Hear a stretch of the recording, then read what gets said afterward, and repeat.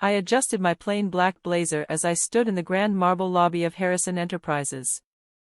All around me, my relatives swept past in designer suits, streaming into the conference room for the emergency board meeting. No one looked at me. No surprise, I'd been invisible to them for the past 7 years. Emma? What are you doing here? Uncle James's voice sliced through the hum of conversation. He stood in the doorway, crisp in his tailored suit, every inch the image of old money and authority. I'm here for the meeting, I said, calmly holding up my company ID. I still own shares. The ones Grandpa left me. A ripple of laughter echoed across the room. My cousin Peter sneered. You mean those useless Class B shares? No voting rights. They're basically souvenirs. He wasn't wrong. Years ago, when I refused to sell, the board, led by Uncle James, voted to strip them of power. Their way of shutting me out. This meeting is for serious stakeholders, Uncle James said, adjusting his tie with theatrical precision. People who actually understand the business. If only he knew. Then Amanda chimed in, flipping her diamond-stacked wrist. What are you going to contribute, Emma? Secretary tips from your little investment job? More laughter. They had no idea. They didn't know that the little investment firm was a decoy, and that I was the founder and CEO of Phoenix Capital. The same firm that, through quiet acquisitions and shell companies, now owned 45% of Harrison Enterprises. This meeting is about saving the company, Uncle James added, smugly. It's above your pay grade. Then he shut the door in my face. I glanced at my watch. Right on time. I walked calmly to the elevator, took it to the top floor, and entered my private office, the one no one in the family knew existed. There, I changed into an Armani suit worth more than James's watch. My assistant, Claire, was waiting.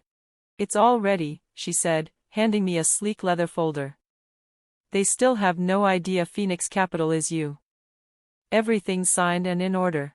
Inside the folder were the final documents, acquisition papers, voting rights restoration, new board appointments, everything I needed to take control. How long do I have?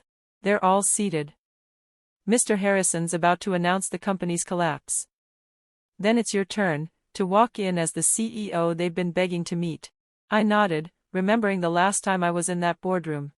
Fresh from my MBA, full of vision and energy. Laughed out of the room. Told to leave business to the men and focus on marriage. So I did leave, quietly. With my inheritance and Grandma's advice, be patient. I built Phoenix Capital from scratch. I watched from the shadows as their arrogance dragged Harrison Enterprises toward ruin. And now they were desperate for a miracle. They just didn't know that their mystery investor was the woman they just locked out. Send the signal, I told Claire.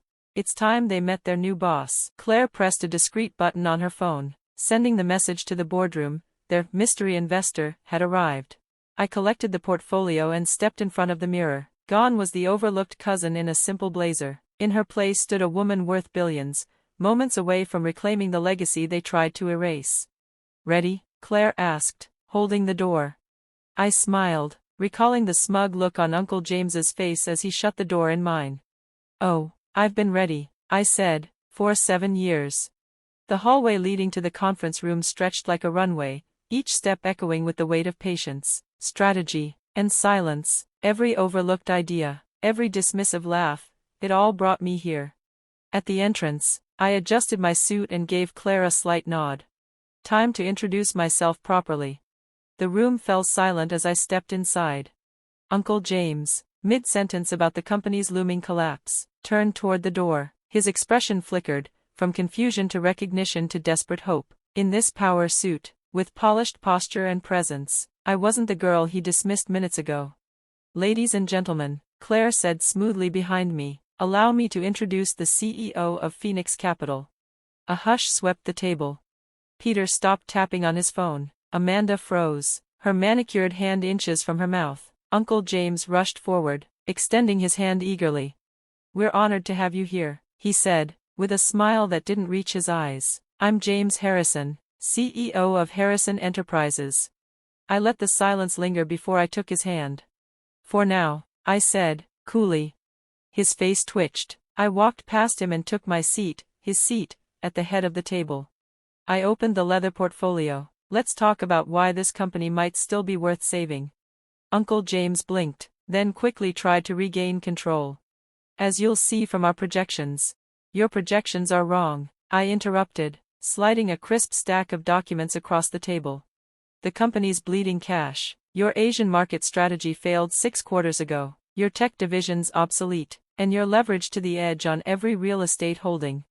A ripple of alarm passed through the room. These weren't just business concerns, these were closely guarded failures. How did you? Peter started, but I didn't pause. You don't need an investor, you need a leader, someone who understands innovation, someone who sees past tradition. Uncle James bristled, face reddening. With respect, we have generations of experience. Generations that brought us here, I said sharply. Do you even know your current market valuation? It's less than a third of what it was when I left. I let that sink in. 7 years. 7 years since they'd laughed me out of this very room.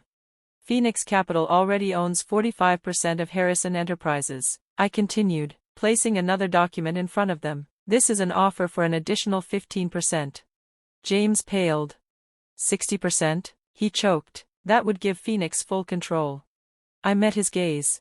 Control of the board, control of executive appointments, including the CEO. Amanda stood abruptly, chair screeching against the floor. You can't do this, Uncle James said, his voice trembling. This is a family company.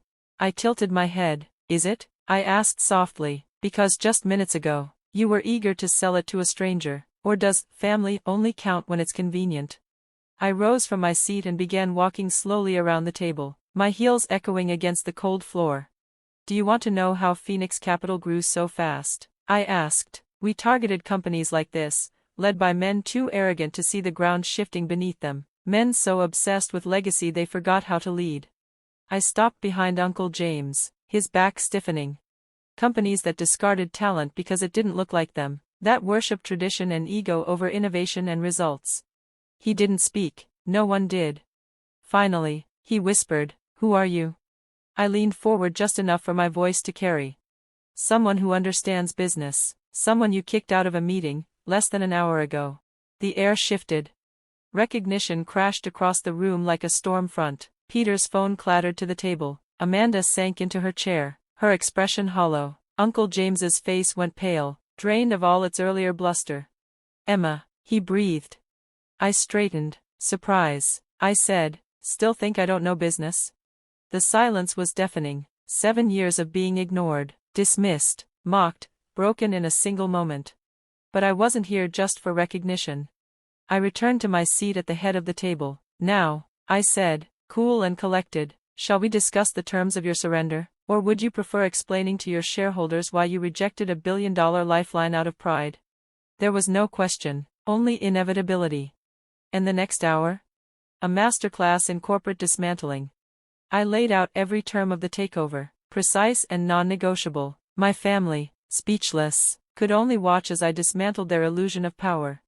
First, I began, flipping a page. All current board members will tender their resignations, effective immediately. You can't just, Peter tried. I can, and I am. I slid a stack of typed resignation letters across the table. Sign now, or I call an emergency shareholder meeting and remove you publicly. Your choice. Uncle James stared down at the paper, his hands visibly shaking. Everything I built. Everything you inherited, I corrected, and nearly destroyed. Amanda's voice cracked through mascara-streaked tears. But we're family. Were you family when you blocked my proposals? When you laughed at my thesis? When you told investors I was a spoiled girl playing pretend? I tapped the screen behind me, bringing up the company's internal financials. While you were buying vacation homes and flying private on company funds, I was building something real. Phoenix Capital has acquired 37 companies in 7 years, and turned every single one around. The numbers didn't lie. Their shame had a shape now, a bottom line. Here's what happens next, I continued. Harrison Enterprises is being restructured. The old board is gone. The nepotism ends here. From now on, positions are earned, not inherited. I pressed a button. Claire entered, poised and professional, carrying new documents. Your severance packages. I said, quite generous, provided you sign your NDAs and exit quietly. Uncle James, finding his voice, asked, and if we refuse? I didn't hesitate. Then I released the audit to the SEC. Every off-book transaction, every backdated stock option, every insider deal. His face went gray. He understood. They all did. You've been planning this, Peter murmured. All the shell companies, the quiet buyouts. 7 years, I confirmed. Long enough to watch you dig your own grave, and long enough to build the company that could bury you. I turned toward the window, the city stretching out like a kingdom below. The irony? I said, if you'd listened to me 7 years ago, this wouldn't have been necessary. My ideas would have saved the company, but you couldn't see past your own biases. When I turned back, something had shifted. Not just fear, but respect. You have until the end of the day to sign, I said. After that, I take it all, the hard way. One by one, they signed. Uncle James was last. His hand trembled, but the signature came. Claire, I said, please escort the former board members out. Revoke their building access immediately. As they left, silent, stunned, James paused at the door. Emma, we underestimated you, all of us. Yes, I said simply, you did. The door shut behind them. 7 years ago, they'd crushed my dreams in this very room. Now, it was mine. My phone buzzed. A news alert: Harrison Enterprises stock surges after Phoenix Capital acquisition. I sat down in the CEO's chair, my chair, and opened my laptop. There was work to do. A company to rebuild.